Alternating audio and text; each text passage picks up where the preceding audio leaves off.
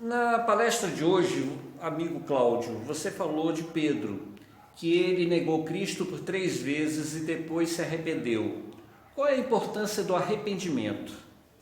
Kardec nos fala que em determinado ponto do Livro dos Espíritos, ele questiona aos espíritos qual é a importância das emoções, né? Se as emoções na nossa vida, as emoções mais afloradas, elas precisam ser eliminadas.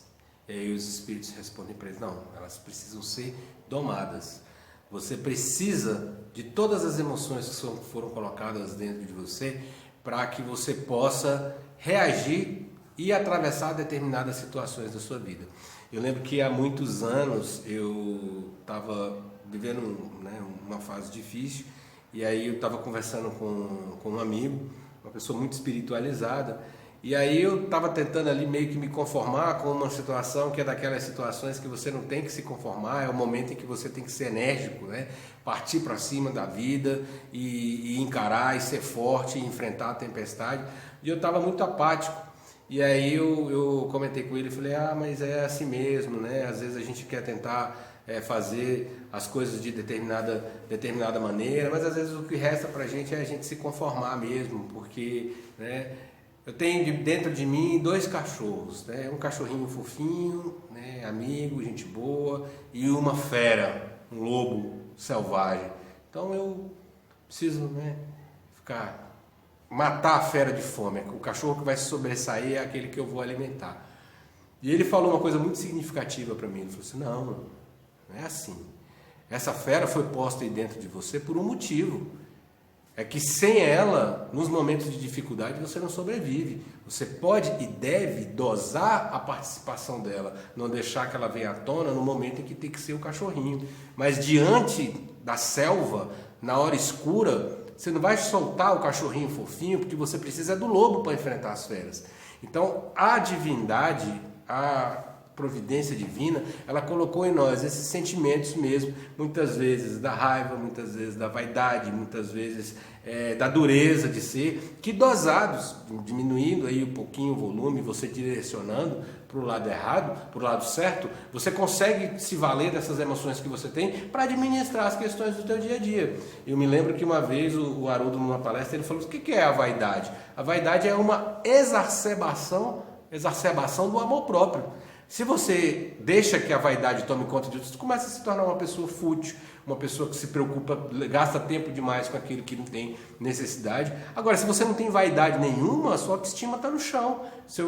Você pega e dosa essa vaidade, diminui consideravelmente o volume e volta ela para você, aí ela vira amor próprio. Eu acho que o arrependimento, ele tem essa função na nossa vida, que é a função de fazer a gente parar e pensar, peraí, o que foi que eu fiz com isso aqui? O que foi que aconteceu? O que me levou a agir dessa maneira? O que me trouxe aqui? Então a história de Pedro é uma das histórias que mais me emociona, por causa, eu já tenho a simpatia natural pelo jeitão turrão que ele tinha de ser o mais velho dos apóstolos, né? E assim o mais amoroso, era o paizão. Foi a casa que Jesus escolheu morar durante o apostolado dele, foi na casa de Pedro. E ele sofria meio que aquele preconceito dos mais jovens, porque se dizia que o trabalho do Evangelho, disseminar o Evangelho do Cristo, era um trabalho muito duro, eles iam ter que caminhar muito, iam ter que enfrentar muita dificuldade, e ele, né, que era um trabalho para jovens, que era um trabalho que exigia vigor, né, e que ele já não era mais tão jovem, já não era mais tão vigoroso, e ele, por tanto amor que ele tinha pelo Cristo e pela obra, ele se sentia condoído com aquilo. E no contato dele com Cristo, no livro Boa Nova, Humberto de Campos fala que o Cristo traz para ele a importância da experiência dele, né, enquanto homem já vivido, pescador, aquele homem forjado na lei judaica, um tipo patriarca judeu, né, austero, forte, né, forjado na rigidez da lei, que muitas vezes recorria à espada para fazer valer a própria vontade, né, para poder promover, como ele recorreu, né, no episódio que nós chegamos a falar na explanação. E aí o momento profundamente doído da vida dele, que é o momento em que ele se dá conta que ele tinha negado Cristo pela 3ª vez. Então eu imagino a angústia tremenda que se apossou daquele homem no momento em que ele percebe que ele tinha negado pela terceira vez o homem que ele mais tinha amado em vida e no momento que ele mais precisava. Então qualquer um de nós ia entrar num movimento de destruição psicológica terrível.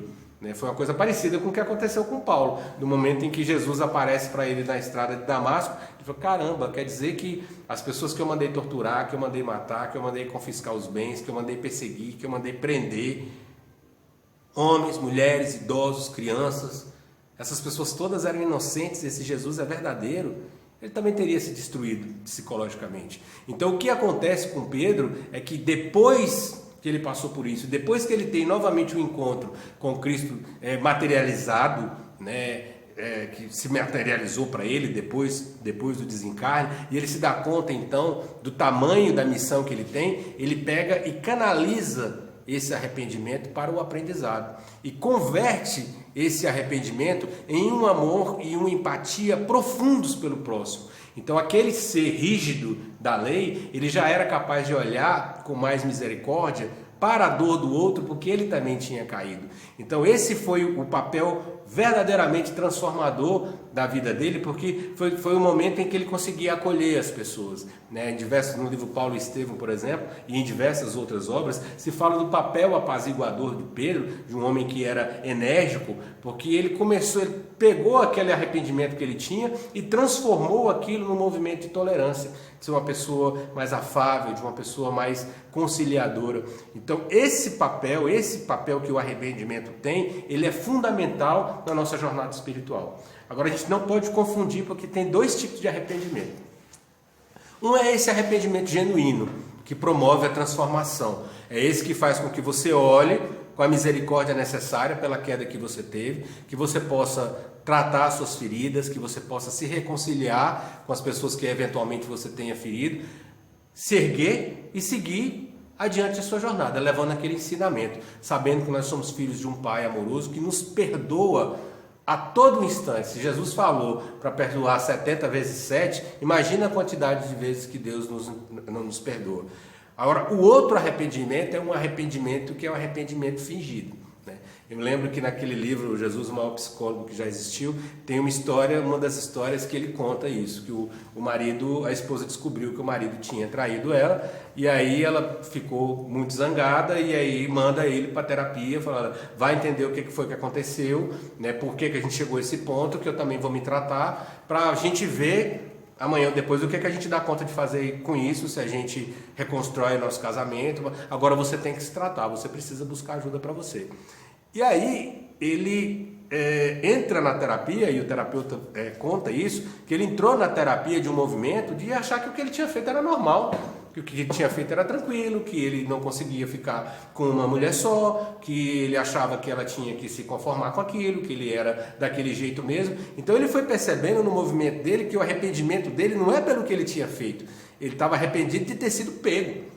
Ele estava com vergonha de ter sido descoberto. Então não é esse arrependimento genuíno que nos move para a transformação, não é esse arrependimento que quebranta o espírito, que faz com que você diga: poxa, eu feri alguém que eu amava muito, que eu amo muito, e com isso eu acabei também me ferindo muito, eu feri outras pessoas que estavam ao meu redor, eu sei que esse não é o meu caminhar, não é isso que eu quero ser, porque, como diz a questão 621 do Livro dos Espíritos, a lei de Deus está escrita na nossa consciência. Alguma coisa dentro de nós diz que a gente está em desacordo com a nossa consciência, com a palavra que a gente empenhou, com o sentimento que a gente se comprometeu com o outro, com o comprometimento que a gente tem com uma causa, que a gente tem com uma missão, e em determinado momento estar em falha com aquilo ali é um fator de angústia muito grande para a gente. Então, nesse sentido, quando o arrependimento ele te tira de um caminho de destruição e ele te coloca de volta no caminho da retidão, ele tem essa função terapêutica de te corrigir. A dor, ela vem no sentido de dizer que aquilo ali está te incomodando porque você está se violando. Então ela te traz para o caminho de volta e você aprende. Esse arrependimento ele é transformador, ele é genuíno. A gente não deve se entregar a ele, porque se entregar a ele é se entregar à culpa. A culpa é um fardo que a gente não precisa carregar. A gente tem que se comprometer de maneira genuína com a nossa mudança. Esse arrependimento, ele é muito válido, ele é muito importante e é muito necessário. Agora tem que ser para o crescimento, né? Você não pode se arrepender de ter sido pego.